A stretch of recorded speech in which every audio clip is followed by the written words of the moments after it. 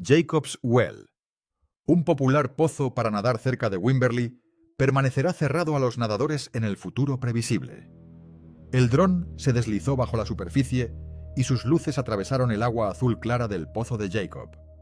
Los primeros 30 pies eran de colores deslumbrantes que no tenían por qué existir en una cueva.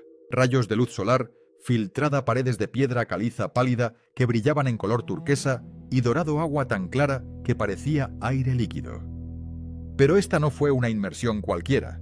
Esta máquina descendía a una zona prohibida, un lugar donde al menos 12 personas han desaparecido para siempre. Los científicos observaron sus monitores mientras el dron se adentraba más profundamente en los estrechos y sinuosos pasajes que los buzos llaman trampa. Habían venido a mapear la cueva. Lo que la cámara del dron capturó, en cambio, fue algo completamente distinto. Un descubrimiento tan inquietante que confirmó todo lo que la reputación más oscura del pozo había prometido. El Pozo de los Susurros. En el ondulado paisaje bañado por el sol de la región montañosa de Texas, en las afueras de la pequeña ciudad de Wimberley-Cypress Creek, corre poco profundo y claro sobre un antiguo lecho de piedra caliza depositado hace casi 100 millones de años. Y en el lecho de ese arroyo hay un agujero. Una abertura oscura y perfectamente circular de unos 12 pies de ancho, ubicada en medio de agua que de otro modo sería suave y le llegaba hasta las rodillas. Este es el Pozo de Jacob. En cualquier tarde calurosa de Texas, este lugar está lleno de gente. Familias, estudiantes universitarios y turistas se alineaban a lo largo de las repisas de piedra caliza circundantes, lanzándose uno tras otro al agua increíblemente clara e infinitamente fría que había debajo. El pozo, alimentado por un manantial, se mantiene a 68 grados Fahrenheit durante todo el año, alimentado por el vasto depósito subterráneo del acuífero Trinity, uno de los sistemas de agua dulce más importantes del suroeste de Estados Unidos. Parece el paraíso. Se siente como un oasis. Es una de las pozas para nadar más fotografiadas de Texas. Pero la escena es una hermosa ilusión, porque cada persona que salta al agua está saltando a la boca de un enorme, complejo y genuinamente mortal sistema de cuevas submarinas. El Pozo de Jacob no es un pozo en el sentido convencional. Es un manantial kárstico, la abertura superficial de una cueva vertical que cae directamente a través de capas de piedra caliza hacia la oscuridad del acuífero que se encuentra muy por debajo. El proceso que lo talló tomó millones de años. Agua subterránea, ligeramente ácida, disolvió la roca grano a grano, abriendo cámaras y pasajes que se convirtieron en un laberinto que ninguna mente humana diseñó ni controló la mano humana. Para los nadadores, la experiencia termina en el fondo de la primera sala, una cámara iluminada por el sol de aproximadamente 30 pies de profundidad. Para los buceadores de cuevas, esa cámara es solo la alfombra de bienvenida. Jacob's Well es una leyenda en el mundo del buceo en cuevas, pero por razones equivocadas. Se la conoce como tumba de buzo. La cueva está diseñada por puro accidente geológico como una perfecta trampa natural. Como mínimo 4 cámaras conocidas se apilan más profundamente en la tierra, cada una más peligrosa que la anterior, conectadas por pasadizos estrechos con nombres que suenan como advertencias. La transición entre la segunda y la tercera cámara requiere pasar a través de una constricción tan estrecha que los buzos la llamaron canal de parto. Más abajo se han etiquetado los elementos del ataúd y del apretón final. Estas no son florituras dramáticas, son descripciones certeras de espacios que han acabado con vidas humanas. La engañosa claridad del agua es el arma más peligrosa del pozo. Los suelos de las cámaras profundas no son de roca sólida. Están cubiertos por una fina y gruesa capa de limo de piedra caliza en polvo acumulado durante siglos. Una sola patada de aleta mal colocada transforma instantáneamente la visibilidad cristalina en una nube blanca densa y opaca. Esto es un légamo. En esa ceguera total, un buzo se desorienta en cuestión de segundos. No pueden ver sus medidores. No pueden encontrar a su compañero de buceo. Lo más grave es que no pueden localizar la guía de seguridad que conduce de regreso a la superficie, si es que pensaban ejecutar una. El pánico se apodera de nosotros. Un buzo en pánico agota su suministro de aire a un ritmo aterrador. Se pierden. se quedan sin aire y el pozo se cobra otra víctima. Al menos 12 personas han perdido la vida en estos pasajes. Muchos cuerpos están atrapados en lugares tan profundos o tan estructuralmente inestables que su recuperación se ha considerado imposible. El pozo se convierte en su tumba permanente. Y a pesar de esta historia, la atracción de estas profundidades nunca se ha debilitado. Los buceadores, especialmente los jóvenes y ambiciosos, siguen llegando. Quieren profundizar más. Quieren resolver el misterio. El ciclo de tragedia se volvió tan severo que las autoridades locales finalmente soldaron una pesada rejilla de metal hecha de gruesas barras de refuerzo directamente sobre la entrada a las cámaras más profundas. Creyeron que esto finalmente cerraría la historia. No fue así. Impulsados por la silenciosa promesa de los secretos que había debajo los buzos, comenzaron a llegar después del anochecer con cortapernos. La rejilla se abrió una y otra vez. El pozo se negó a permanecer cerrado. Fue entonces cuando la ciencia intervino, no para enviar a otro humano a la oscuridad, sino para enviar algo que no necesitaba respirar: el escalofriante hallazgo de la cámara. En una mañana tranquila, un equipo de investigadores y geólogos se reunieron al borde del pozo de Jacob. El ambiente era concentrado y tenso. Una camioneta blanca estaba estacionada en el banco de piedra caliza, con las puertas laterales abiertas para revelar un banco de monitores de alta definición. Este era el centro de control. La máquina que estaban desplegando era un pequeño vehículo de color amarillo brillante, operado por control remoto llamado Explorer, grado industrial, construido para soportar una presión aplastante. Equipado con múltiples cámaras, 4K potentes luces orientadas hacia adelante y un sonar avanzado capaz de mapear las paredes de una cueva en total oscuridad con una precisión de centímetros. Una gruesa correa de fibra óptica lo conectaba a la camioneta y transmitía video en vivo en tiempo real. La misión era sencilla. Desciende a la cuarta cámara. Construya el primer mapa tridimensional completo del sistema. Un técnico bajó el Explorer a la boca de 12 pies del pozo. En los monitores la pantalla se llenó de azul. La primera cámara era hermosa. La luz del sol de Texas reflejaba las paredes de roca, iluminando la habitación en dorado pálido y turquesa. El operador inclinó el dron hacia adelante y lo guió por una pendiente en ángulo hasta la segunda cámara. La pantalla pasó del azul brillante al índigo intenso. A 80 pies la luz del sol había desaparecido. Las luces del dron se encendieron cortando conos blancos a través de la absoluta negrura subterránea. Paredes de piedra caliza lisas y pálidas talladas por milenios de agua en movimiento. Luego vino el canal de parto apenas lo suficientemente ancho para el piso del ROV de grava profunda y suelta. El operador redujo los propulsores a la potencia mínima, haciendo pasar el dron con precisión milimétrica, evitando el sedimento. Unos tensos minutos más tarde emergió a la tercera cámara. Un vacío más amplio y oscuro, silencioso y quieto. Sistemas revisados, todo estable. El operador apuntó el dron hacia una estrecha grieta en el otro extremo de la cámara, la entrada al cuarto. El dron entró en el túnel. Las paredes se cerraron inmediatamente. El paso era estrecho, el suelo un lecho inestable y cambiante de roca y limo. Este era un lugar que ningún ser humano había visto en décadas. Entonces las luces del dron captaron algo, una reflexión, de algo que no fuera rock. El operador se detuvo, algo metálico. Hizo zoom en el monitor inconfundible. Una aleta de buceo que sobresale de un montón de grava. La furgoneta quedó completamente en silencio. El operador tomó una panorámica lentamente. A unos metros de distancia, un tanque de oxígeno corroído medio enterrado en cieno. Su regulador está incrustado con décadas de depósitos minerales. Luego, una tira hecha jirones, de un traje de neopreno negro, se enganchó en una proyección de roca. Y entonces lo vieron. Escondidos en una grieta, parcialmente atrapados bajo grava, que se había movido a lo largo de años y décadas, estaban los restos esqueléticos de un ser humano. Los científicos se quedaron quietos. Esto ya no era un estudio geológico. Se había convertido en una misión de recuperación realizada por un robot. El dron mantuvo su posición y sus luces iluminaron la silenciosa tumba submarina. El equipo del buzo era claramente de otra época. En los restos del traje de neopreno apenas se veía una pequeña etiqueta con el nombre descolorido. Con la mejora digital, las letras se fueron enfocando poco a poco.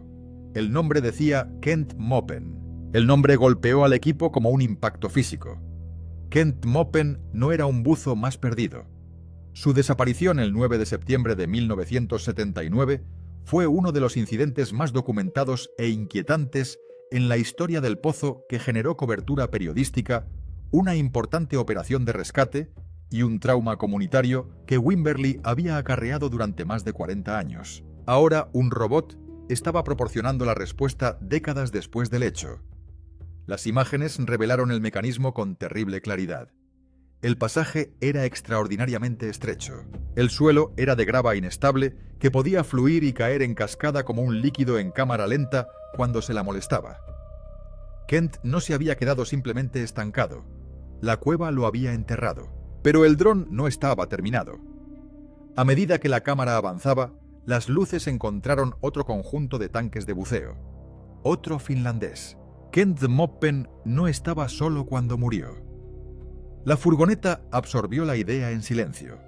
El dron flotaba dentro de una fosa común, confirmando lo que se había sospechado durante mucho tiempo, pero nunca se había documentado visualmente. Esta fue la primera vez que alguien vio la cuarta cámara en alta definición. Antes de este momento, solo existía en relatos de supervivientes y bocetos. Ahora tenían pruebas irrefutables visuales y permanentes. El pozo no era simplemente un laberinto. Era un entorno activo y depredador de piedra en movimiento que había mantenido sus secretos en la oscuridad durante décadas. ¿Quién era Kent Mopen? ¿Y por qué bajó allí? Para entender lo que encontró ese dron, hay que remontarse al 9 de septiembre de 1979. El buceo en cuevas en esa época era efectivamente el salvaje oeste de la exploración extrema. No había normas de seguridad ampliamente aplicadas, ni pautas obligatorias, ni autoridad institucional capaz de impedir que un buceador experimentado en aguas abiertas decidiera en una cálida tarde de Texas que iba a meterse en el pasaje de una cueva submarina con nada más que un tanque de aire y su propia confianza. Era una cultura fronteriza construida sobre la valentía, la ambición y la emoción específica de ir a un lugar al que nadie había ido antes. El Pozo de Jacob fue uno de sus premios más codiciados.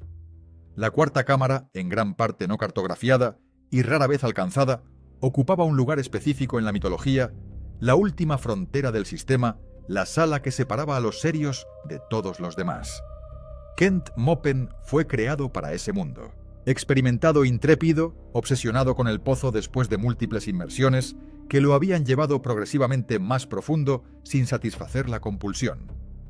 Su compañero esa noche fue Mark Brashear, un estudiante del San Antonio College, ansioso aventurero profundamente impresionado por el más experimentado Kent. Formaban parte de un grupo de 8 buzos que habían conducido hasta Wimberley y habían instalado un campamento cerca del pozo, ese tipo de viaje que comienza con la emoción y la energía nerviosa de la gente que está a punto de hacer algo que les asusta. Cuando oscureció, Kent y Mark se vistieron. Otro buzo llamado Joe entró al agua con ellos y los siguió a través de la primera cámara hasta la segunda, y los observó pasar por el canal de parto hasta la tercera. Luego el plan se desvió de una manera que a Joe no le habían dicho que esperaba. En el otro extremo de la tercera cámara, Kent y Mark se detuvieron en la grieta oscura de la roca y comenzaron a quitarse los tanques de acero de sus espaldas, empujándolos hacia el pasillo. Técnica estándar para navegar en espacios reducidos. También una técnica que te comprometía por completo antes de que pudieras evaluar lo que había dentro. Nadie le había dicho a Joe que este era el plan. Movió su luz frenéticamente. Mark nunca miró hacia atrás. Siguió empujándose hacia el agujero. Joe se quedó en la entrada y golpeó su tanque con su cuchillo de buceo, haciendo sonar señales agudas a través del agua. El silencio le respondió. Su propio indicador se estaba agotando. Mantuvo su luz apuntando al túnel mientras la supervivencia se lo permitía un faro desesperado y luego giró hacia la superficie. A medida que ascendía, el agua cristalina se volvió blanca. Un sedimento lleno que se expande hacia arriba a través de la cueva. Algo muy dentro había removido la grava. O los dos buzos moviéndose a través de él, o como confirmarían más tarde las imágenes del dron, el suelo inestable cayendo en cascada bajo su peso. Joe salió a la superficie solo. Miró a su alrededor hacia la tranquila noche de Texas. Gritó pidiendo ayuda. Él ya lo sabía. El pozo se los había llevado. Una tumba en la grava. El oficial de policía que acudió esa noche llamó a Don Dibble, propietario de una tienda de buceo local en San Antonio, ex buzo de la Marina, y ampliamente considerado como el mejor especialista en rescate en aguas profundas del estado de Texas. Dibble había respondido a emergencias de buceo antes. Sabía lo que significaban las llamadas de emergencia nocturnas desde el pozo de Jacob en términos de probabilidad de supervivencia. Pero vino de todos modos de inmediato con su compañero Paul Battaglia y un equipo de buzos de rescate voluntarios capacitados. Cuando llegaron al pozo, los otros buzos del grupo estaban reunidos en la orilla de piedra caliza, sacudidos y vaciados por lo que habían visto suceder. Uno de ellos informó que había intentado brevemente entrar en el pasaje y creyó haber visto algo formas que podrían haber sido cuerpos ya parcialmente cubiertos por grava fresca dentro de la cueva. Don Dibble caminó hasta el borde del pozo y miró la oscura abertura en el agua. Era un profesional que había visto cosas difíciles. Tomó la decisión difícil. Estaba demasiado oscuro, demasiado cenagoso y demasiado peligroso para enviar a alguien allí inmediatamente. Esperarían a que amaneciera. El equipo estaría listo para una operación de recuperación por la mañana. No tenían idea. El pozo no estaba terminado. La mañana siguiente llegó cargada de sombríos propósitos. Los primeros buzos descendieron con pequeñas paletas de jardín, la herramienta preferida para las delicadas excavaciones submarinas en ambientes inestables. Llegaron a la entrada de la cuarta cámara y encontraron exactamente lo que el dron documentaría 46 años después. Una pared de grava suelta y móvil que llenaba el pasillo como arena en un reloj de arena. Comenzaron a moverlo con cuidado un puñado a la vez. Por cada roca que quitaron más, se deslizaron desde arriba para llenar el espacio. La pila estaba en permanente colapso a cámara lenta. Moverlo lo empeoró. Era como intentar excavar un agujero en arena seca bajo el agua en total oscuridad, mientras se respiraba aire comprimido a una profundidad donde cada error acelera hacia la catástrofe. Los informes contradictorios y cada vez más alarmados que regresaban de los buzos produjeron en Don Dibble la decisión que define a cierto tipo de líderes. Anunció que iba a entrar él mismo. No iba a pedirle a su equipo que fuera a un lugar al que él no iría. Se preparó con calma. Metódica tomó a un guardabosques llamado Calvin Turner como su buzo de seguridad y colocó tanques de aire de repuesto a 25 pies y 75 pies como lo requería el protocolo.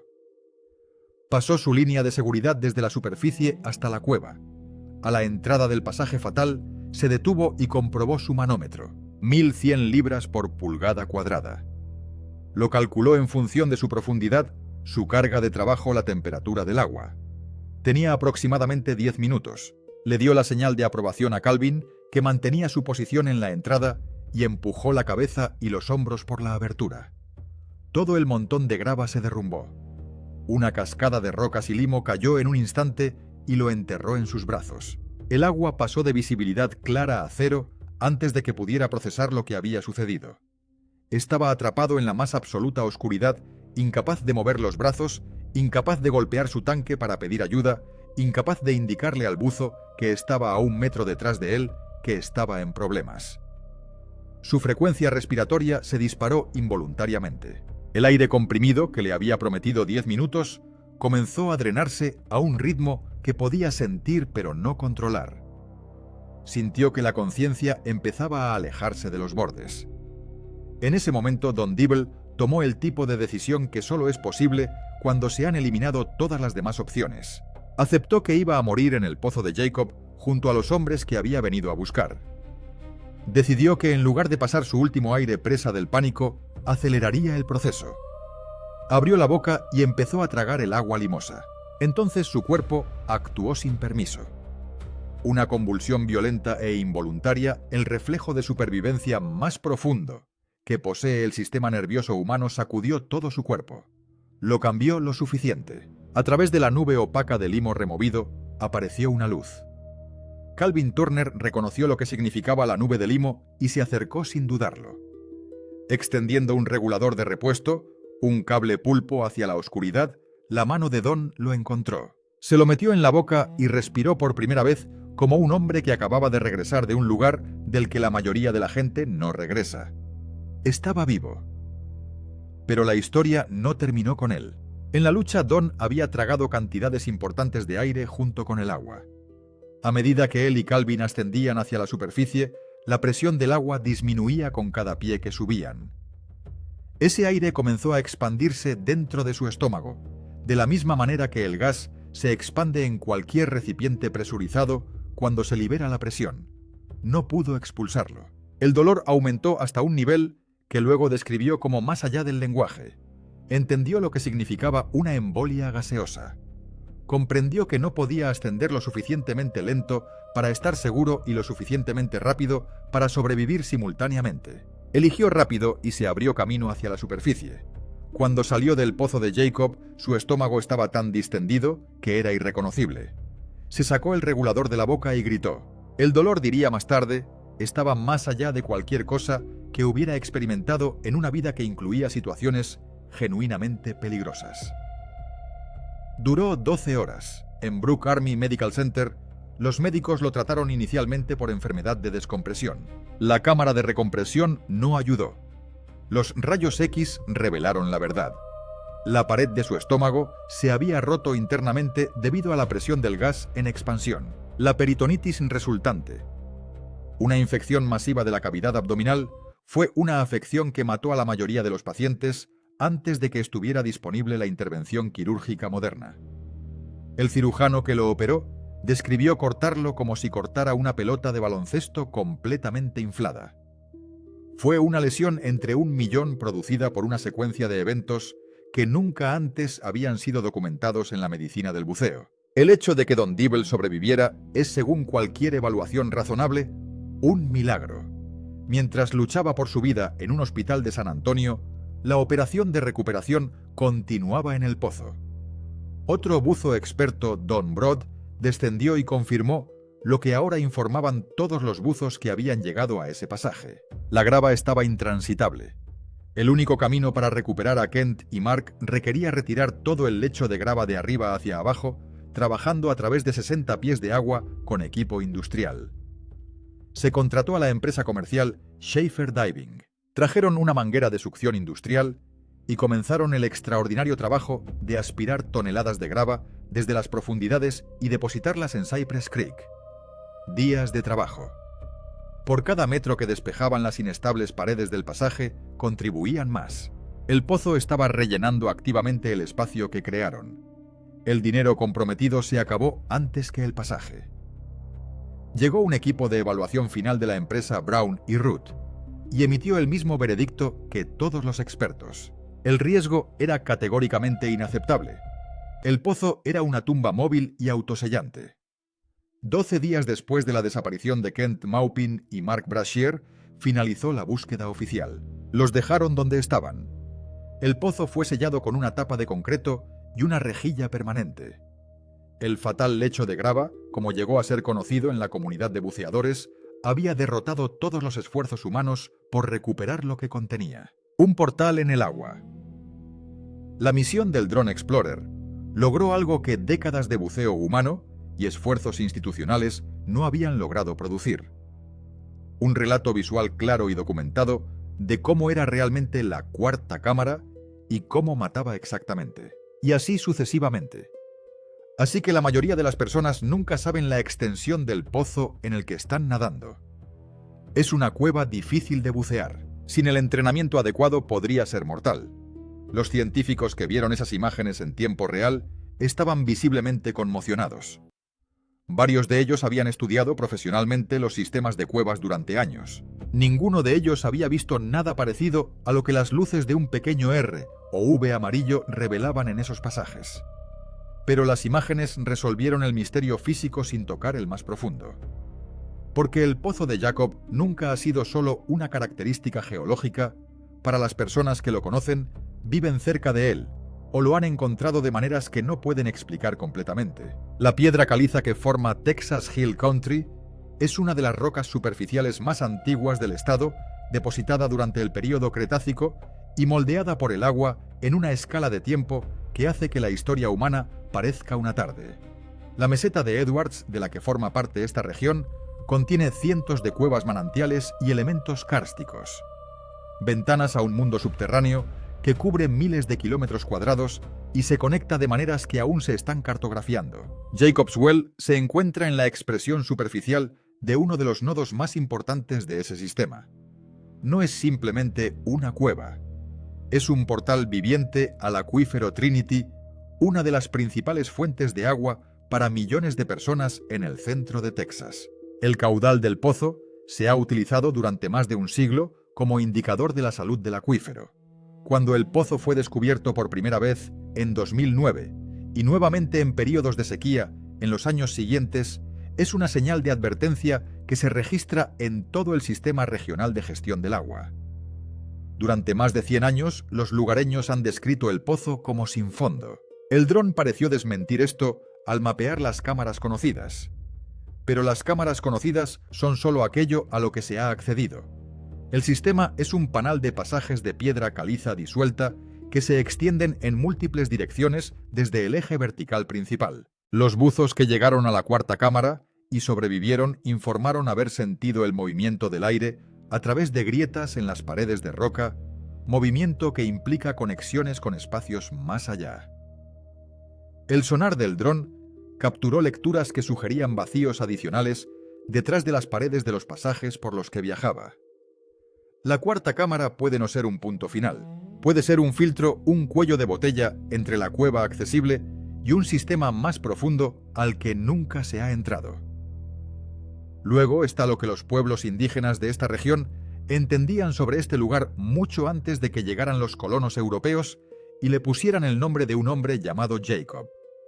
Los Tonkawa y otras tribus de Texas consideraban sagrados los manantiales, lugares donde la frontera entre el mundo de la superficie y el mundo de abajo era permeable, donde la tierra respiraba. El pozo de Jacob, como uno de los manantiales más poderosos de la región, habría ocupado un lugar importante en esa comprensión. Las tradiciones orales que registraron esas creencias se perdieron en gran medida durante la violenta alteración de la cultura indígena en el siglo XIX. Pero persistió la sensación del lugar como algo más que un accidente geológico. Las personas que han pasado tiempo en el pozo de Jacob, incluso las personas que no creen particularmente en lo sobrenatural, a menudo describen algo que les cuesta articular, una cualidad de atención que el lugar parece dirigir hacia uno, una sensación de ser observado desde abajo. Los buzos que han sobrevivido a situaciones difíciles en el sistema de cuevas, y hay supervivientes personas que lograron regresar de la tercera e incluso de la cuarta cámara en condiciones aterradoras, describen un fenómeno constante. Una atracción, no la corriente de agua en movimiento, sino algo más psicológico, más direccional.